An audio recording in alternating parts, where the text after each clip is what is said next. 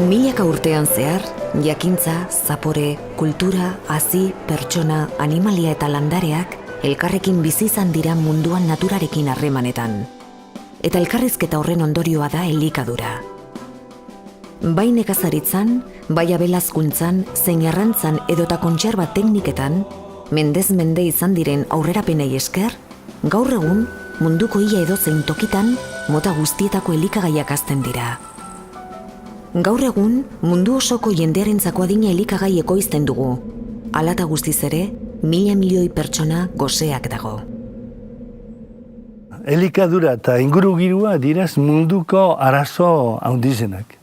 Bai klima aldaketa eta bai elikaduran krisizen. Azkanien da elikadura politikan frakasua. Estamos produciendo el 150% del alimento que necesitamos y tenemos más gente hambrienta que nunca, ¿no? Entonces es un problema de voluntad política, no es un problema de otras cosas, ¿no? Gaur egunean elikagaia datoz mundu guztitik. Ez dago fronterarik horretarako. Eta bidaiak eta dana kostuak kontuan eukitza, alanda guztien merke dago supermerkatuetan. Orduan, pentsako beltzateke ekoizten duenak zer irabazten duen, ezta? Zenonok hor irabazia badaukor, baina seguramente bazar txarrak ez. Hori da gure problema. De los alimentos que se compran se sabe bien poco. Tú cuando vas a comprar en una tienda prácticamente no sabes absolutamente nada de lo que estás comprando, ¿no? Detrás de un precio barato normalmente pues suele haber explotación humana, explotación de la tierra, todo tipo de explotaciones porque para abaratar costes. Al final cuando el alimento se convierte en una mercancía pues termina pasando eso, ¿no?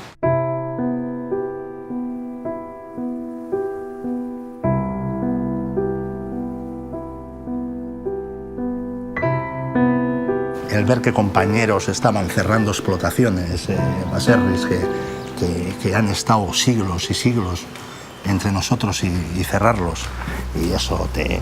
¡buah! Dolor de tripas, pero dolor de tripas. Y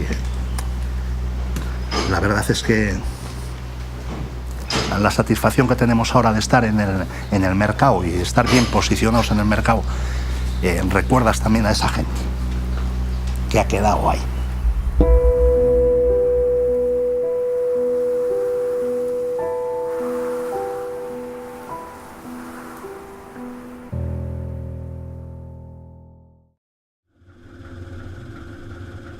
Garantizar una alimentación, digamos, de mínima calidad, bueno, de calidad, que es la que tenemos que tener para una ciudad, no es algo tan complicado y desde luego no necesita ningún caso de importaciones desde lugares remotos ni de aviones y barcos trayendo mercancías.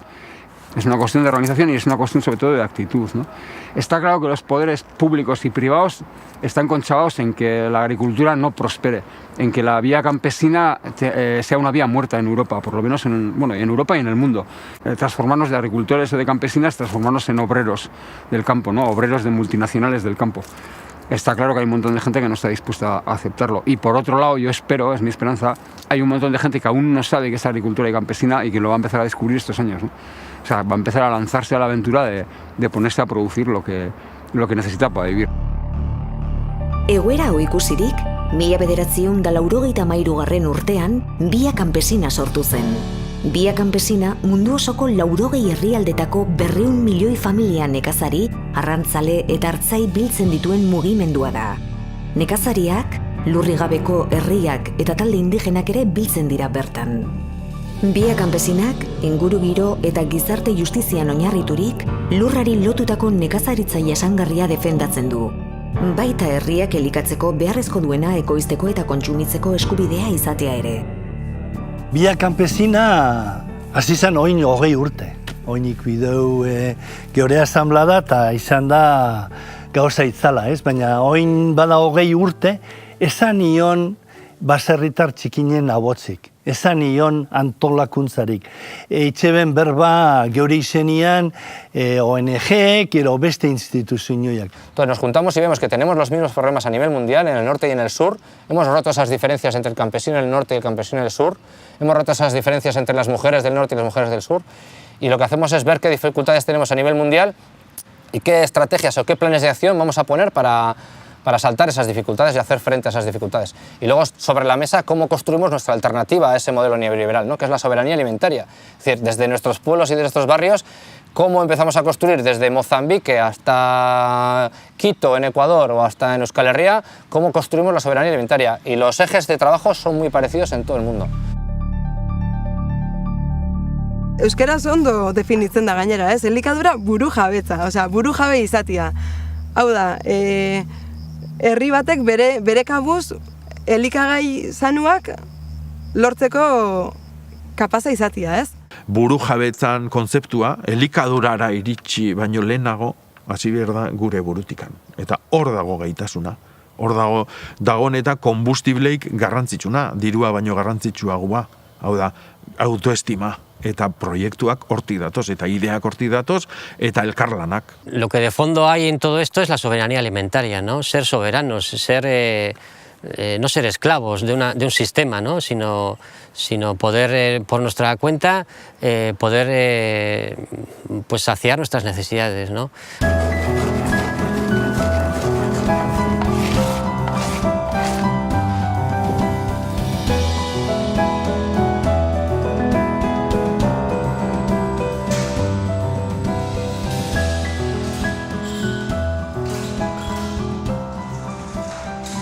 Pentsatzen dugu posible dela, laborantza bat, laborari hainitz biziaraziko duena, errespetatuz lurra eta errespetatuz kontsumitzailea.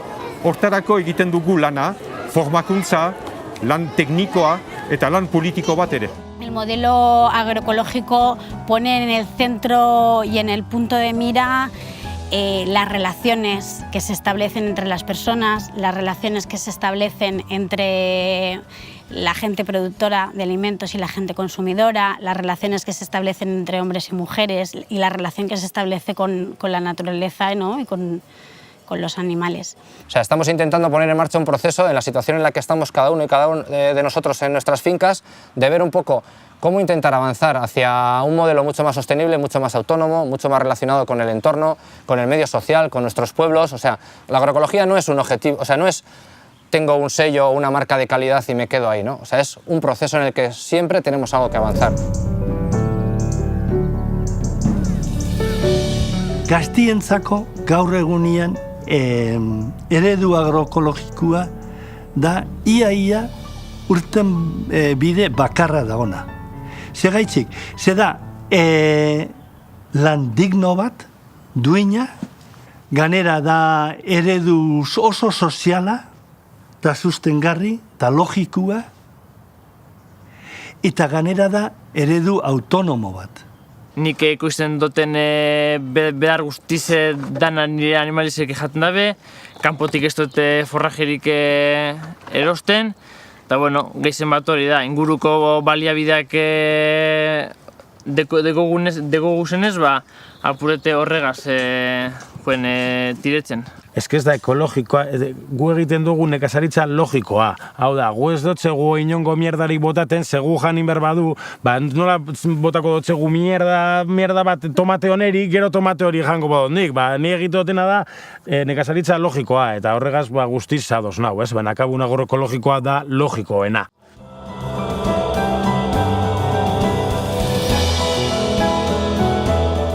Pertsonen arteko hurbiltasuna, partaidetza eta kolektibitatea ardatz dituen merkatu bat proposatzen dugu. Eta horretarako, bestelako landa eta hiri eredu bat sortu beharko da, eta ohiko salerosketa alde batera utzi. En el sector es clave la gente que entiende que esto es un proyecto alternativo, sabes que no es vender un producto, sino que al final es buscar una alianza con un consumidor, y esa alianza tiene que ser a largo plazo, tiene que haber transparencia, tiene que haber confianza, tiene que haber ética. Con el proyecto de creación de un sistema alimentario local, ¿no? como paso para la construcción de la soberanía alimentaria, pues se están recuperando pues eso, un poco las relaciones entre productores y consumidores, se están recuperando pues, producciones que antes no se hacían, prácticas que se habían quedado de lado, explotaciones que a lo mejor pues, carecían de futuro hoy por hoy, pues van a seguir un poco en el sector. Guk itzen dugu hotzarak, baina ez dugu egiten pedidora. Hau da, jentiak onarte, nekazalera sartu orduko, pentsatzen dugu zer nahi daben jan, eta juten da konprak egiten, ez da? Guga sartzen danean, egoten dia zain, ia zer etorriko da notzaran, eta horren inguruan antolatzen dabe hastia. Al final Nekazal recupera, no está inventando nada nuevo, recupera una forma de hacer, ¿no? Es esa venta directa, eso que se ha hecho tradicionalmente en los baserris. Y en un inicio, más de la mitad, mucho más de la mitad de la gente que entraba y que estaba interesada eran mujeres, o sea, porque eran las que veían más claro a lo mejor este modelo, las que iban más acorde a su filosofía y a lo que habían hecho, ¿no? Más pequeño y más de manera directa, que es un poco lo que se ha hecho más tradicionalmente. Erabaki dugu salmenta zuzena egitea, azkenean edo aberazten diren bitartekaririk ez dugu nahi, gu produzitu eta gu zuzenean salduko dugu, eta alde batetik kontsumo taldetan, ja eratuta dauzen kontsumo talde batzutan sartzen dugu pasta eta soketan. Eta gero bestaldetik egiten ditugu, hasi gara ointze bertan, 15 totzara egiten, gure inguruko jendearentzako. Gu apoiatzen gara, gu baserri moduan, gure zutabia da Deustoko familia horrek dugu gauzenak, ez da? Horra apoiatzen gara gu. Eta eurak apoiatzen dira gugan, elikagaiak lortzeko. Elikagai sanuak eta temporadakoa lortzeko.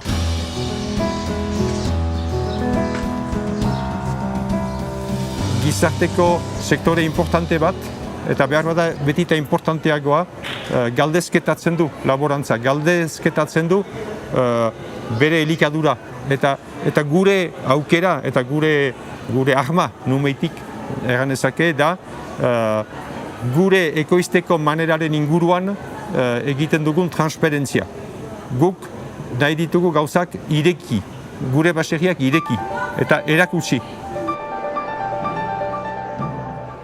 Cuando se empezó con el trabajo de dinamización de la producción ecológica y ya se empezó a trabajar con los baserritarras que acudían normalmente a mercados y a ferias, pues enseguida salió la idea de recuperar ese espacio de la plaza como espacio para los baserritarras. Ni oin hasinaz, hasta egiten dela 20 urte zelan egon ziren.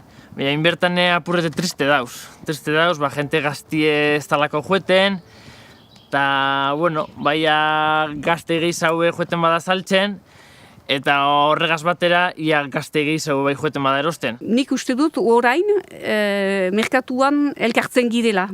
Delako kontsumitzaile, beste zerbait txekatzen duen kontsumitzailea, eta gu beste nolazpeiko laborantza ikusten dugun laborariak. Lehen ekantzen da dana saltzen, bai frutie, berdurie, tomate dana. Inoz ekarri nahi tratorien 18 agatu mate, da dana saldu ez da joan.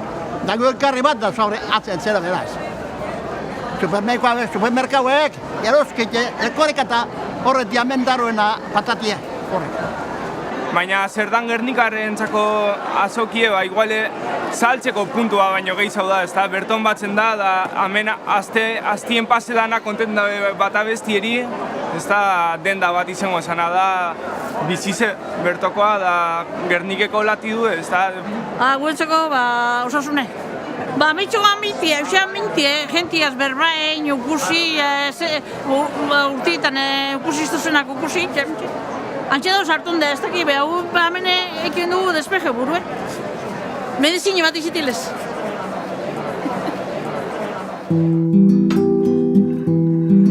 Ekoizteko, banatzeko eta kontsumitzeko ereduaren ardura, ez da soilik baserritarrena, gizarte osoarena baizik. Hala uste dugu elikadura burujabetzaren alde lanean dihardugunok. Mundua aldatzeko lanabes boteretsua da elikadura. Gu guztiok urteko 365 egunetan egunean 3 aldiz egiten dugun aukera da.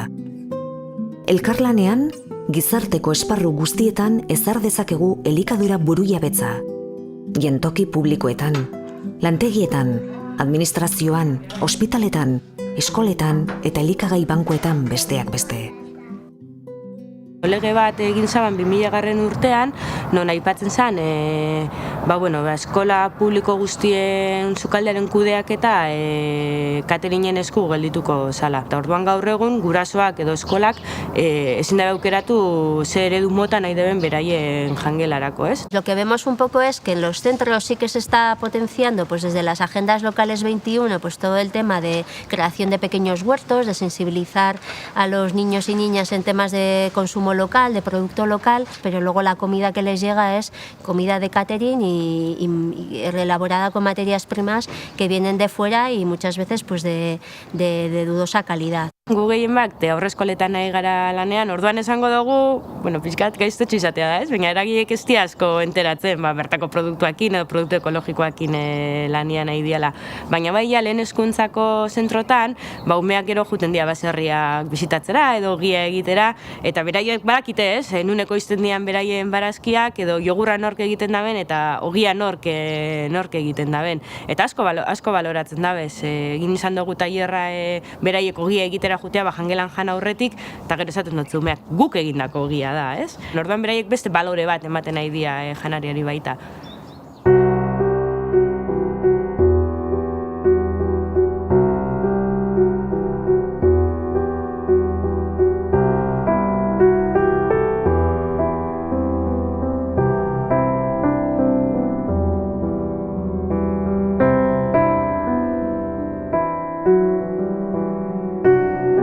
Lana egiten ari dena bai hasiak berreskuratzen, harremana berreskuratzen, konpartitzen, elikadura burujabetza zer nahi duen esan beste gizarteagaz, eta hori oso aberatsa da.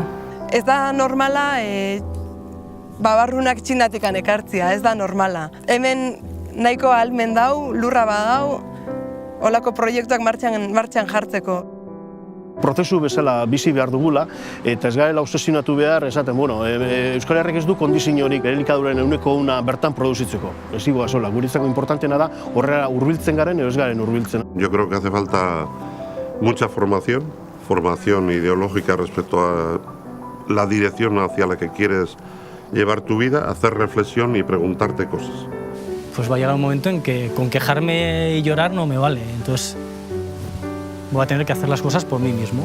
Que hay un sector vivo que propone ideas y que más allá de llorar pues, por su situación, pues también tiene propuestas. Y es una alternativa real que estamos construyendo, y no solo en torno a la alimentación, en torno a la energía, en torno a las finanzas, en torno a la educación. Sumitzailea bera reklamatzen nahi dela, produktu osasuntsuak nahi dituala, ez? Globalizar la lucha, globalizar la esperanza. Borrukia da danona, eta borrukia enbideu danan tartian. Tienes una elección muy clara, o te pones a competir como un perro para conseguir los recursos más básicos, o te pones a cooperar con la gente que te rodea para conseguir recursos de bastante más calidad. Estamos no solamente recuperando algunas cosas que habíamos perdido, sino construyendo otras nuevas posibilidades que todavía no nos podemos imaginar. Que realmente somos un colectivo y que si nos apoyamos unos en otros podemos salir todos enriquecidos. Ikusi dugu utopia bat, gaude utopia horreri jarraika eta horti bizi gara. Eta hori oso jente gutxik izaleke honean. Bakoitza badoa bere kabuz lan egiten ez gara inora ailegatuko. Helburua kolektiboa da, eta irabaziko da kolektiboki irabazten bada. Oain jaiotzen haidian aurraidi aigea bere esku jartzen baliabideak. Bide horiek kapitalismoak markatu dizkiguna betidanik ez dutela balio, eta bide berriak aurkitu behar ditugula. Eta hauek dira lurrakin lotutako bideak. Hauek dira bide berriak.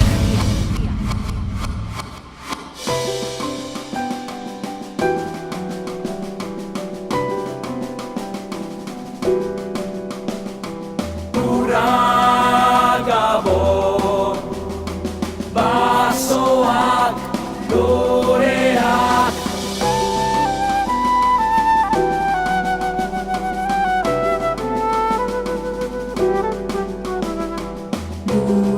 Basoak loreak, lura oro baseriak, lurrak poztu du jendeak, lurra piztu du herriak, lura eskertu izen izan otxirudi.